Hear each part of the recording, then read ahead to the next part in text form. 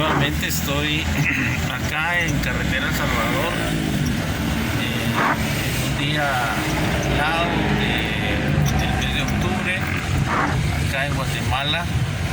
Y en esta mañana hermosa, a pesar de la neblina y de que está lloviznando, quisiera simplemente exponer lo poco que sé sobre la poesía para la página de Facebook Poetas de Guatemala, que recientemente abrí o inicié. Y por supuesto que hay una serie de personas, un grupo de personas que se inscribieron, pero por razones que desconozco no publican poemas. Y algunos seguramente tienen mucho que decir sobre la poesía. Yo, por ejemplo, hice el primer poemario que se llama Mi libro de franela cuando tenía 15 años o 16 años, cuando me enamoré del que fue el amor de mi vida, y que por supuesto de eso han pasado más de 40 años. En ese tiempo era una señorita de 15 años, Ethel Batres, que nos sorprendió a todos porque ella, a la par de estudiar el magisterio de educación musical, estaba estudiando el magisterio en educación primaria y a la vez, creo que al año siguiente comenzó el magisterio en educación parvularia. No sabemos cómo hacía, pero ella se graduó a la vez de maestra de música, de maestra de primaria y de maestra de parto. Y yo le fui escribiendo este poemario, pues claro, poema por poema. Y recuerdo que hay uno de los poemas que se llama Mis Pasos, que se trataba más o menos de que yo la iba siguiendo, ¿verdad? Entonces, y de que los pasos eran los que hablaban. Entonces ese fue mi primer poema, y el poemario se llama Mi libro de franela porque en ese entonces uno de mis hermanos, Nolasco, que ahora ya falleció, en ese entonces Nolasco trabajaba en una imprenta. Él era tipógrafo en la época en la que se usaban las máquinas para imprimir, porque actualmente ya se usan impresoras, y las famosas Chandler y las famosas Heidelberg. Y de hecho en las vacaciones recuerdo que antes de empezar el magisterio, en las vacaciones cuando yo estudiaba en la educación básica, en nivel básico, en vacaciones por conducto de mi hermano, porque él era tipógrafo y trabajaba en una imprenta, me consiguió trabajo en una imprenta también, ¿verdad? De ayudante, de hacer lo que de principiante, de aprendiz, ¿verdad? De la tipografía. Aunque él ya era tipógrafo, entonces él hacía los artes o las artes, y ustedes saben tal vez que en la Chandler se hace el arte con cada letra es un de plomo, y se van formando las artes con las letras de plomo y los espacios y todo, y cuando ya está hecho el arte, entonces se coloca en la Chandler, y la Chandler va imprimiendo, ahora se mete la hoja,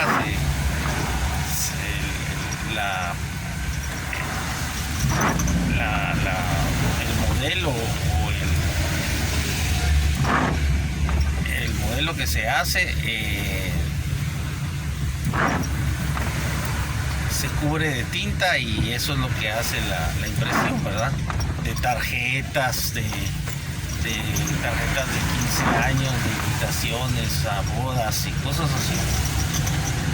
Pero en relación a los poemas, resulta que él como era tipógrafo, hacía libros de papel sobrante, e hizo un librito hizo varias libretas, y uno de los libritos era de papel copia, recuerdo yo, amarillo, y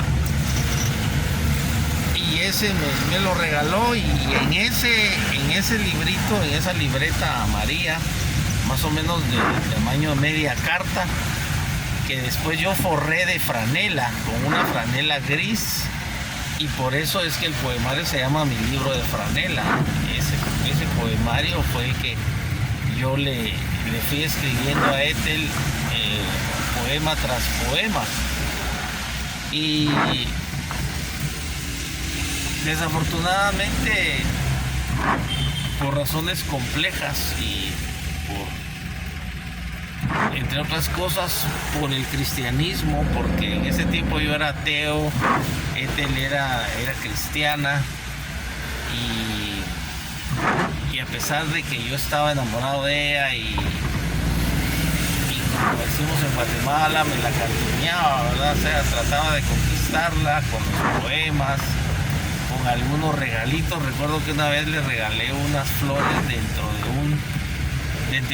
de un frasquito de los que antes se usaban, creo que todavía se usan para las medicinas. Eran unos frasquitos como de 5 centímetros de alto, frasquitos de vidrio que traen un tapón de hule. Entonces la aguja se inserta en el tapón de hule, y ahí adentro viene la medicina, o muchas medicinas, ¿verdad? Entonces uno de esos frasquitos, por supuesto vacío y limpio, yo le sembré una florecita y se lo regalé. Le hice muchos regalos así parecidos, cosas simples que ya no recuerdo, pero le hice ese poemario, Mi libro de franela. Luego, a raíz de que increíblemente aceptó casarse conmigo, pero ya entonces yo en el 84 era cristiano, porque no por ella, sino porque Dios me llamó a través de una visión sobrenatural. Aunque yo era ateo, ya escuchaba la radio cultural, y en la radio cultural yo escuchaba música clásica, pero inevitablemente escuchaba los mensajes del evangelista Luis Palau, y inevitablemente iba escuchando yo el mensaje del evangelio, y aunque yo era ateo, sin darme cuenta, el mensaje de Cristo iba entrando obviamente en mi mente, en mis oídos, y resultaba que sin darme cuenta iba teniendo fe. Pero lo increíble es que Dios me llamó, y entonces también increíblemente al fin ella aceptó casarse conmigo. Pero este es un testimonio negativo, porque en nuestras vidas nosotros asistíamos a una iglesia evangélica de las de la misión El Calvario, que estaba en la zona 6, en el barrio Los Ángeles, acá en la ciudad de Guatemala, y era la iglesia de Ethel. Y entonces más o menos en el 84, 85, 84 tal vez, que yo ya me independicé del todo, ya yo vivía, ya tenía varios años de vivir fuera de mi casa, no vivía con mis padres, vivía con mi hermana. Mis papás de hecho ya habían muerto, porque mi mamá murió prácticamente en el 84, y a principios del 85 murió mi papá. Pero sí fue en el 85, ahora me acuerdo, en el 85 fue cuando yo, a raíz de la muerte de mi mamá, me fui, ya era cristiano, y me fui a alquilar una habitación en la casa de unos cristianos que eran diáconos de la iglesia del Calvario.